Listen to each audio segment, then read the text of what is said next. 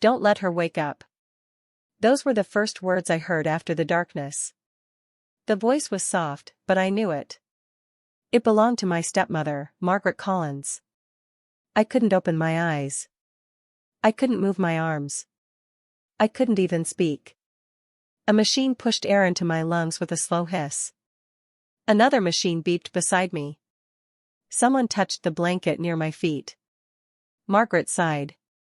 If she stays like this for another day or two, everything will finally be over. Another voice answered. A younger voice.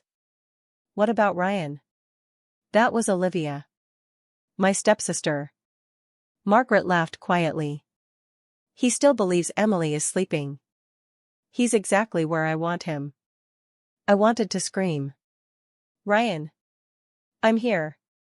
But nothing happened. My body refused to listen. The room became quiet again. I lay there trapped inside myself. And I realized something terrifying. The people standing beside my hospital bed weren't hoping I would survive. They were waiting for me to die. Welcome back to another emotional family story. If you enjoy powerful stories filled with shocking secrets, heartbreaking betrayals, and unforgettable endings, make sure to subscribe. Now let's begin. 5 days earlier. Saturday mornings were always peaceful. Ryan left for work before sunrise. He kissed my forehead every morning without fail. I'll call you at lunch, he always said. And I'll answer, I always smiled. We had been married for only 3 years. Life wasn't perfect. We still rented a small house. Our old car made strange noises. Money was sometimes tight. But we were happy. That morning I watered the flowers outside while drinking coffee. The air smelled fresh after the night's rain. Then my phone rang. Margaret. I smiled when I saw her name. After my father died 2 years earlier, I tried hard to stay close to her. She had cared for him during his illness. I believed she loved him. Maybe even loved me. Emily, she said warmly. I was thinking about you. Really? Olivia has been asking why you never visit anymore. I laughed. I've just been busy. I know. That's why today is perfect. She told me she wanted me to help clean my father's old lake house before putting it up for sale. It'll only take a few hours. I'd love that. Ryan wasn't sure. You can wait until next weekend, he suggested. But I shook my head. It'll be nice spending time with them. He hugged me tightly. If anything feels strange, call me. I promise. Those were the last words we shared before everything changed. The drive to the lake was beautiful. Tall trees covered both sides of the road. Birds flew above the water. Everything looked peaceful. Almost too peaceful.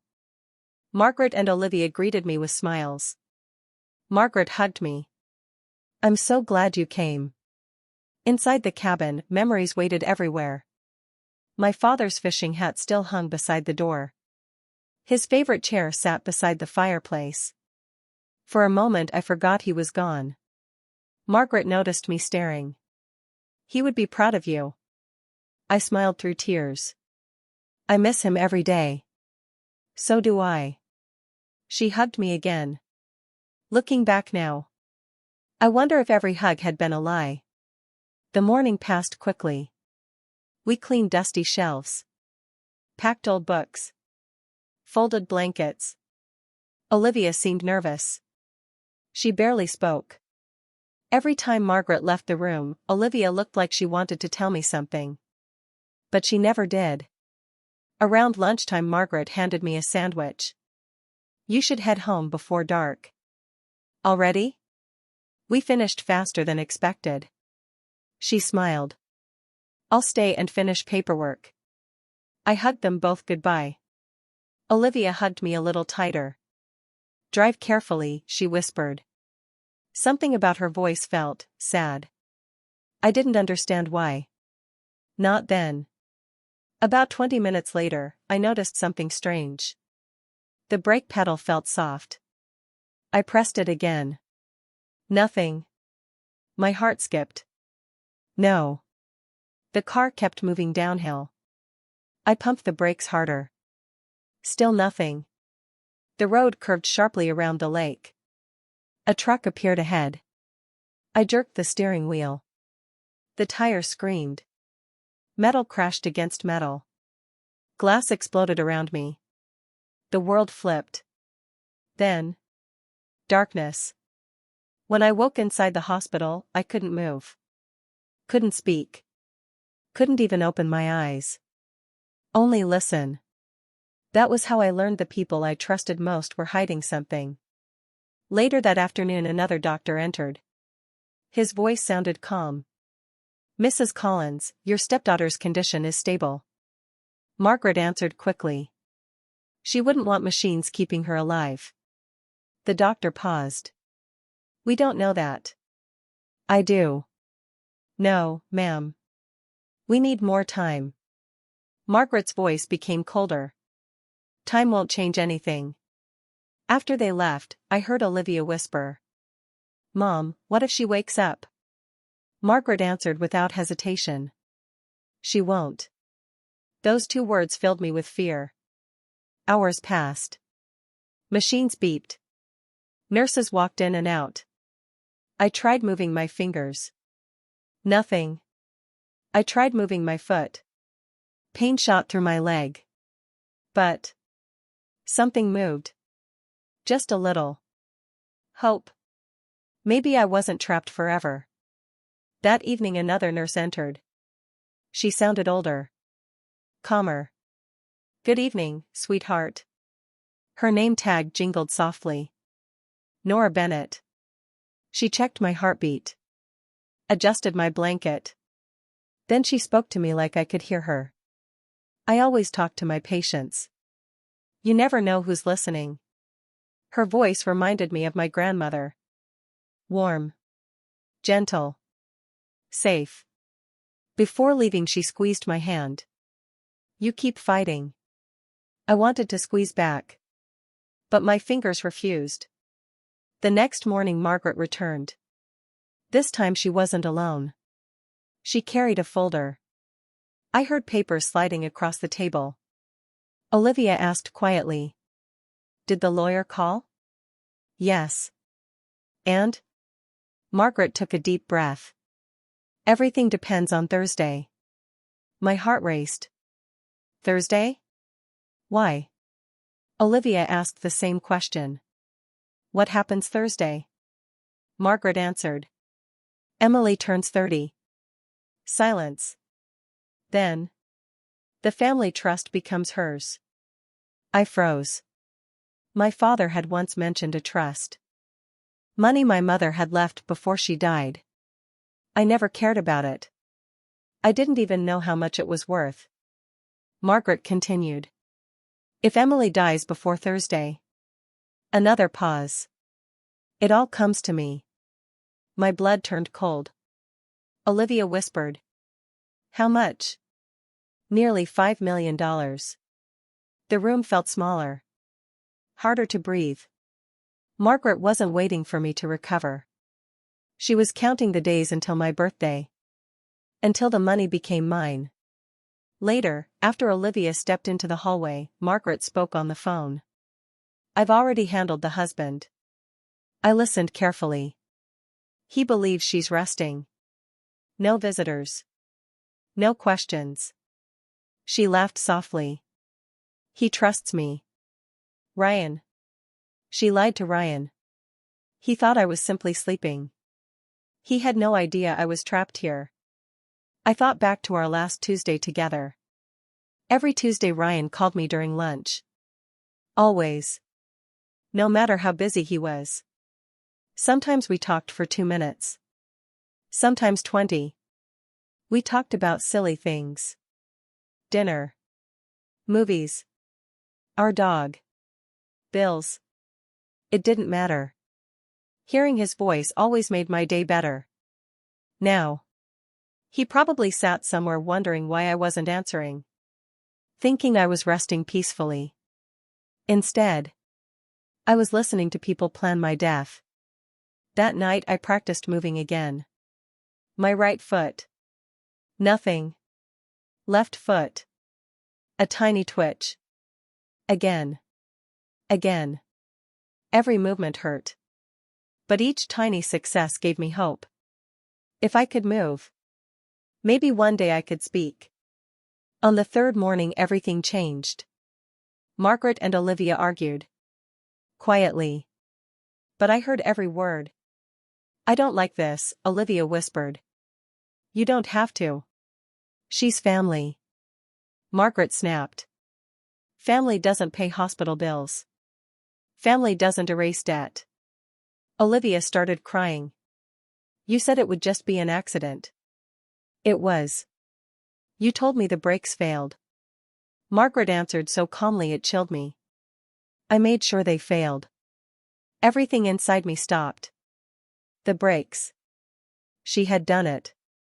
She caused the crash. Olivia gasped. I didn't think you'd actually. I did what had to be done. The room became silent. I felt tears sliding from the corners of my closed eyes. My own stepmother had tried to kill me. Not because she hated me. Because she wanted money. After lunch another doctor visited. I see encouraging signs, he said. Margaret interrupted him. When can life support be removed? The doctor sounded surprised.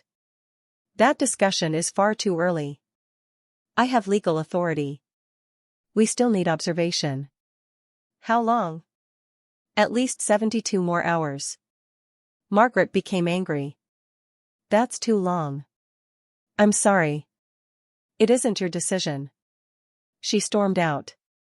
The doctor sighed before leaving. For the first time, someone had stood in her way. That night Nora returned. She adjusted my checked my heartbeat. Then suddenly, she stopped moving. Her fingers rested on my hand. Very gently she whispered.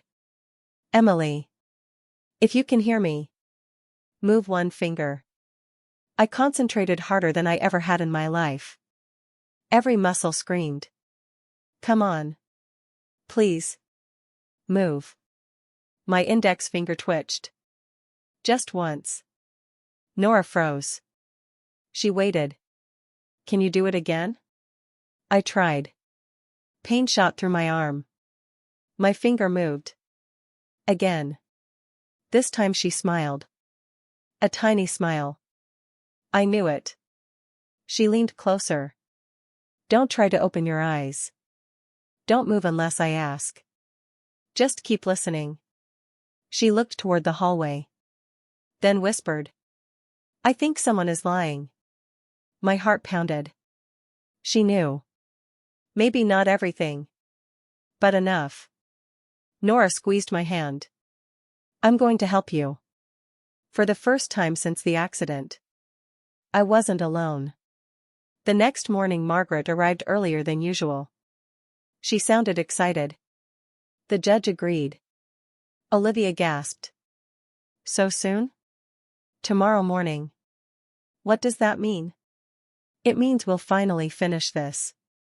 I felt ice spread through my body. Tomorrow. Tomorrow was my birthday. Tomorrow she planned to end my life before midnight. Olivia sounded terrified. What if Emily wakes up? Margaret laughed. She won't. But this time, someone else already knew the truth. Nora. And somewhere outside these hospital walls, Ryan still believed the biggest lie of all. He had no idea that every second mattered now. And if nobody reached him before tomorrow night, the woman he loved would disappear forever. Nora didn't waste a single minute. The moment her night shift ended, she walked into the staff office and searched through the hospital records. Every patient had an emergency contact.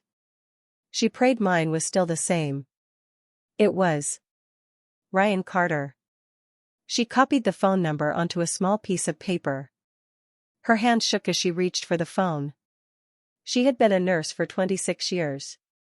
She had learned to trust her instincts.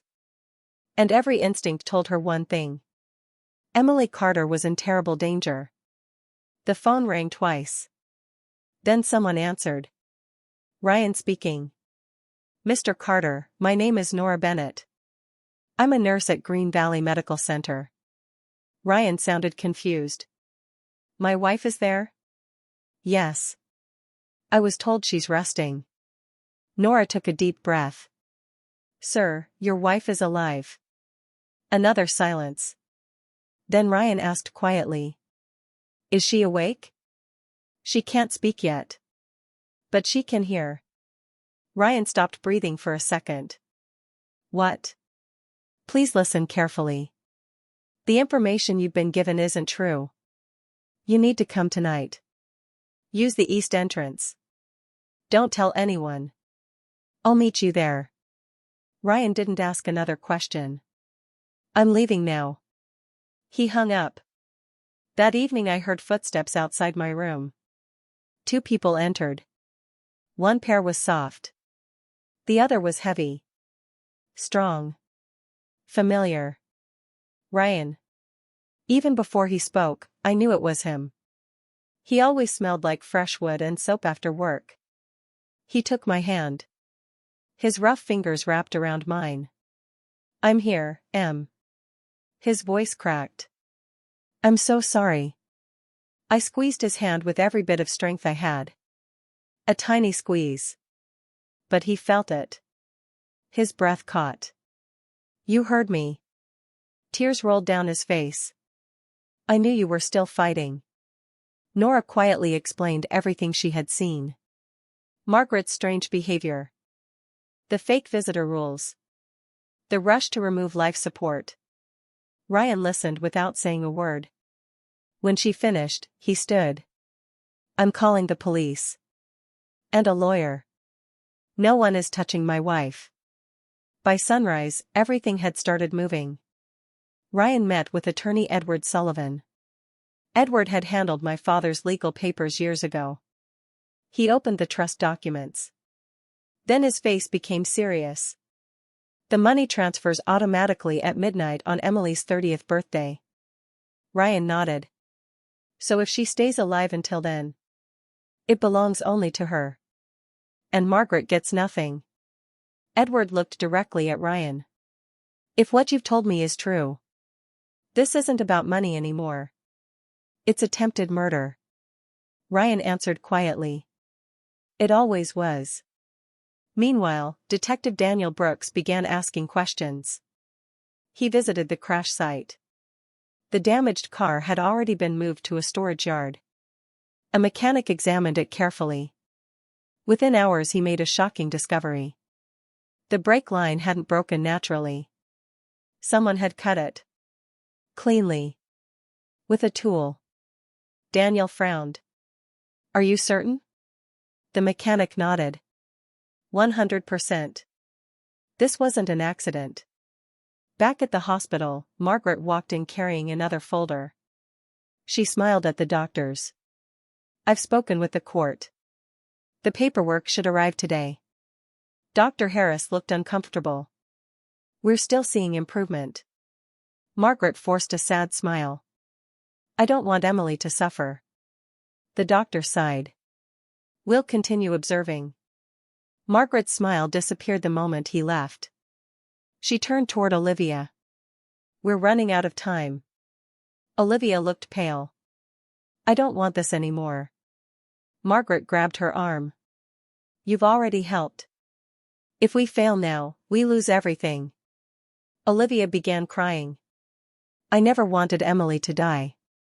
Margaret whispered coldly. Then don't ruin this. That afternoon Nora returned. She leaned close to me. Ryan knows. I almost cried. He believes you. The police are investigating. I squeezed her hand once. She smiled. Good. Keep pretending. We're almost there. Later that day Olivia came into my room alone. She closed the door behind her. For a long time she simply stood beside my bed. Then she whispered. I'm sorry. I should have stopped her. I was scared. I thought she only wanted the money. I didn't think she'd actually hurt you. She started crying. I should have called the police. I should have warned you. Her tears landed on the blanket. I don't expect you to forgive me. But I'm sorry. She quietly left. For the first time, I believed she truly regretted everything. That evening Detective Brooks met Ryan outside the hospital. We have enough evidence to arrest her. Ryan shook his head. Then why wait? Daniel answered calmly. I want one more thing. The forged paperwork. If she brings it tomorrow, we'll catch her using it. Ryan understood. Tomorrow morning, everything would end. One way or another. I barely slept that night. Every machine sounded louder. Every minute felt longer. Midnight finally arrived. My birthday.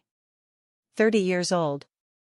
Somewhere across town, Edward Sullivan smiled as the trust officially transferred into my name. Margaret no longer had any claim to it. She didn't know it yet. But she had already lost. Morning sunlight filled the room. Margaret entered with confidence. She carried legal papers in one hand. Olivia followed silently. Margaret walked straight to the nurse's station. I have the court order. We're ready. Before anyone answered, another voice spoke behind her. Margaret Collins? She turned. Detective Daniel Brooks stood there with two police officers. Yes? You're under arrest. She laughed. There must be some mistake. There isn't. The detective held up photographs. The break line. The forged medical papers. Witness statements. Margaret's smile disappeared. This is ridiculous. You have no proof. Daniel calmly removed another document from his folder. We do. The mechanic confessed. He admitted you paid him. Olivia gasped. Margaret stared at her. You talked? Olivia lowered her head. I told them everything. Margaret's face filled with rage. You ungrateful little. The officers stepped forward. They placed handcuffs on her wrists. This isn't over. She shouted. You can't prove. At that exact moment, I opened my eyes. Bright light flooded my vision. Everything looked blurry. Slowly the room came into focus. Doctors. Nurses. Ryan. The detective. Olivia. And Margaret. She looked directly at me. Our eyes met. Her face turned white. No. She whispered. No. Ryan rushed to my side. Emily. I smiled weakly. He grabbed my hand. You came back. I whispered the first words I had spoken in days. I never left. Ryan cried openly. He kissed my forehead again and again. I love you. I love you too. Behind us the officers led Margaret away. She kept looking back at me. But I never looked away. She had spent days waiting for me to die. Instead, she watched me live. A few hours later Edward Sullivan entered my room. He carried a blue folder. Happy birthday, Emily. He smiled warmly. As of 12:01 this morning. The trust officially belongs to you. It contains $4,800,000. I stared at him. The money no longer mattered. Ryan squeezed my hand. We've already won.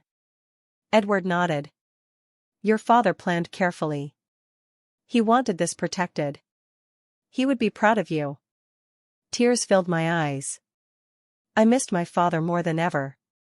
Recovery wasn't easy. I spent weeks learning to walk again.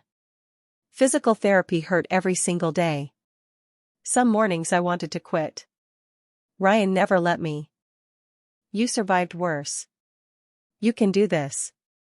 Little by little. I grew stronger. Soon I could walk without help. Then I spoke normally again. Then I finally went home. Walking through my own front door felt like the greatest gift in the world. The investigation continued. Margaret was charged with attempted murder, fraud, forgery, and conspiracy. The mechanic admitted everything. He showed police the money she paid him. The fake medical papers matched files found on her laptop. There was no escaping the truth. She was found guilty. She received a long prison sentence. Olivia accepted responsibility for hiding what she knew. She cooperated with investigators from the beginning. Months later, she sent me a handwritten letter. She apologized for every choice she made. She admitted she had been afraid of her mother her entire life. I read every word. Then I called her. We talked for nearly an hour. Forgiveness didn't erase the past, but it helped both of us begin healing. A year later, Ryan and I visited my father's grave.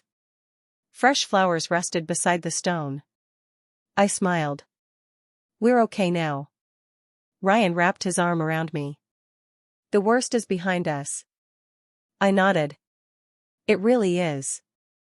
The wind gently moved through the trees. For the first time since the accident, I felt completely free. A week later, I visited Green Valley Medical Center. Nora was finishing another night shift. She looked surprised when she saw me walking toward her. Emily. She hugged me tightly. You look wonderful. I wouldn't be here without you. I handed her a gift box. Inside was a new pair of nursing shoes and a handwritten note.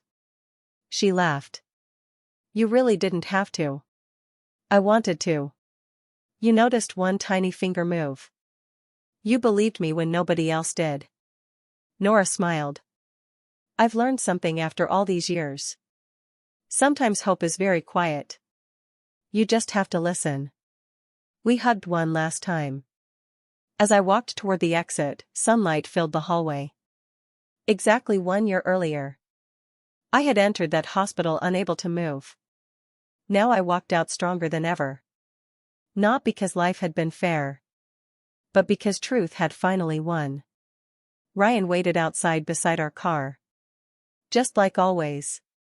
He smiled. Ready to go home? I smiled back.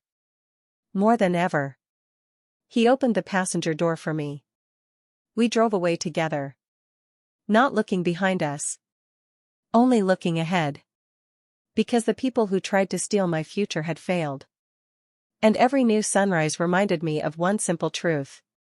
As long as there is hope, there is always another chance to live. If this story touched your heart, don't forget to like, subscribe, and share it with someone who believes that truth and courage will always shine brighter than greed. See you in the next story.